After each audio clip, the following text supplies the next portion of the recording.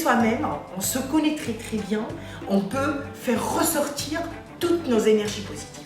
L'utilisation des ressources internes est un atout incontournable, dans le sens où on cherche en soi-même toutes les motivations, toutes les énergies positives pour qu'on puisse donner le meilleur de nous-mêmes. Quand on a une bonne estime de soi, on est dans le milieu.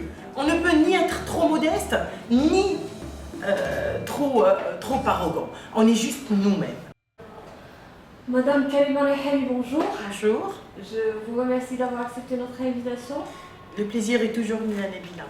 Aujourd'hui, vous allez nous parler des ressources internes. Exactement. Donc, première question, l'utilisation de ses propres ressources internes est nécessaire pour la réussite professionnelle? Je pense que l'utilisation des ressources internes est un atout incontournable, dans le sens où on cherche en soi-même toutes les motivations, toutes les énergies positives pour qu'on puisse donner le meilleur de nous-mêmes.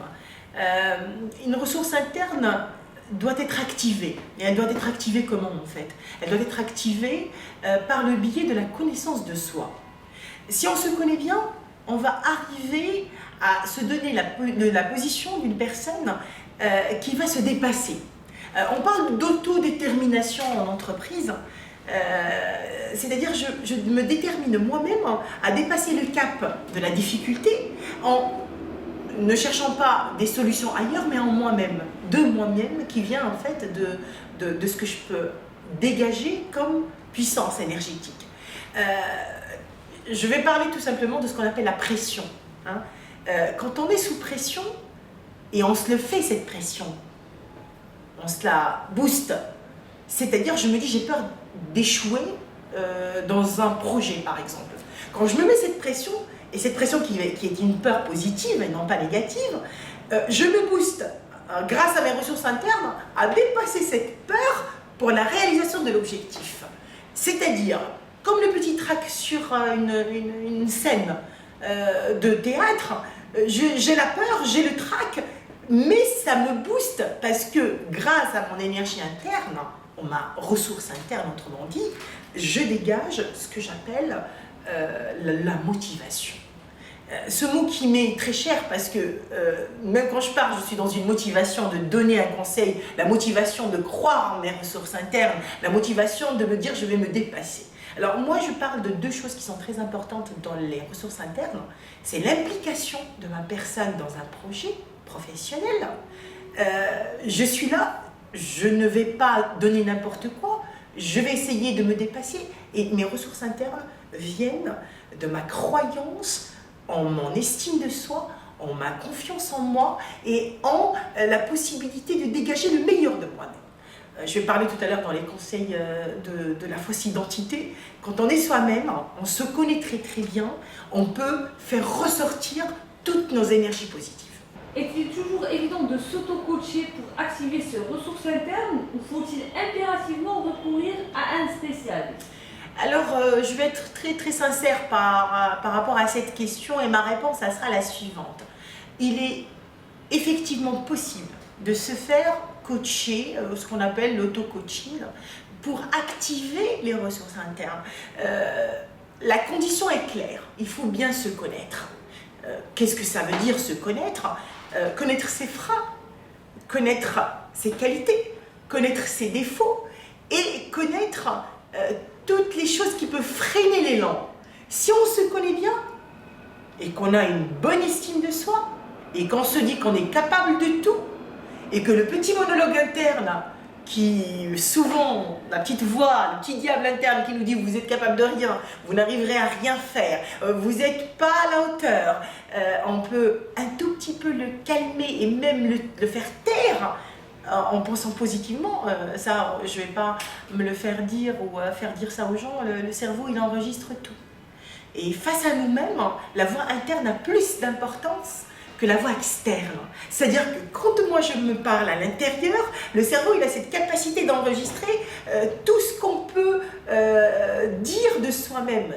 Être bienveillant, c'est la clé de la réussite. Dans quel sens? Je suis bienveillante avec moi-même, le juge sévère, je ne l'autorise plus et je m'accepte.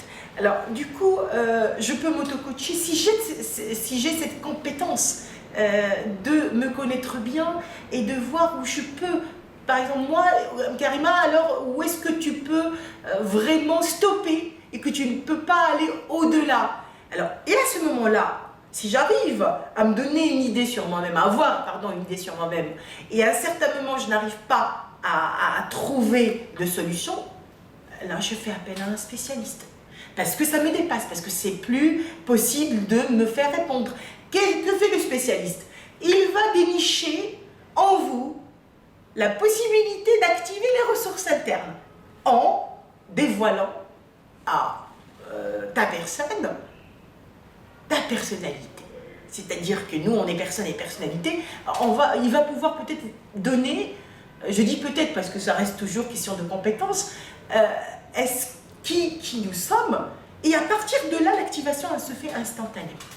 Alors oui, le recours à un spécialiste pour activer les ressources internes, surtout si on est passé par un vécu difficile et qu'on est perdu, là devient impératif. Madame Rehani, pourriez-vous partager avec nous les facteurs qui permettent au collaborateur de réussir ce travail sur lui-même? Oui, alors en tant que coach et psychosociologue, je mets toujours le doigt sur l'estime de soi. Pour moi, l'estime de soi, qui est une clé en fait, pour pouvoir se donner les compétences d'un comportement externe presque parfait. Dans quel sens? Quand j'ai une bonne estime de moi-même, j'arrive, sans le vouloir, à être moi-même, c'est-à-dire à ne pas se créer une fausse identité, une fausse personnalité, parce que trop de modestie tue la compétence, et trop d'arrogance, elle te donne la possibilité que les gens te mettent des étiquettes. Alors du coup, quand on a une bonne estime de soi, on est dans le milieu. On ne peut ni être trop modeste, ni trop arrogant. On est juste nous-mêmes. Ceci aide à activer les ressources internes de n'importe quelle personne, peu importe son caractère, si elle est timide ou pas, si elle arrive à parler en public ou pas. Si on se connaît très très bien, je mets le point, enfin je souligne cette partie-là, on arrive à se dépasser. Deuxième point, qu'on arrête de s'auto-juger, et si on se juge, on se fait des critiques constructives. C'est-à-dire, tu peux faire mieux. Oui, tu n'as pas réussi ceci, alors il y a possibilité de se rattraper plus tard, c'est-à-dire être bienveillant avec soi-même. Le troisième technique pour moi qui est incroyablement positive et constructive et qui donne beaucoup de fruits, c'est ce que j'appelle moi le plein des vitamines mentales. C'est-à-dire, dans le lieu de travail, je collectionne mes 100 bonheurs. Il y a des petits bonheurs qui sont importants au travail, je les sélectionne, je les enregistre, et à un certain moment, ils doivent toujours faire surface et me rappeler qu'un jour j'avais réussi quelque chose, qu'un jour on m'avait félicité sur quelque chose, qu'un jour vous allez me dire, mais madame, si moi on n'a jamais été reconnaissant par rapport à un travail que j'ai fait, comment je fais?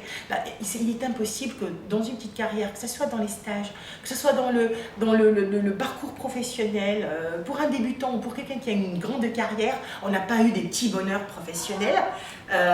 Ces petits bonheurs, ils viennent du sens de la responsabilité, de la motivation de bien faire, de la possibilité de se dépasser pour un projet professionnel, etc. etc. Alors, allez-y, vitamine mentale, en sélectionnant les petits bonheurs au travail. Dernière technique que je favorise et que moi-même j'emploie pour me dépasser, c'est croire en moi. Les jugements d'autrui, je les prends en considération s'ils sont constructifs, mais c'est juste des jugements qui banaliseront mon être, je mets de côté et je ne donne pas d'importance au regard d'autrui quand il n'est pas bienveillant. Voilà ce que je peux conseiller aux personnes qui veulent activer leurs ressources internes.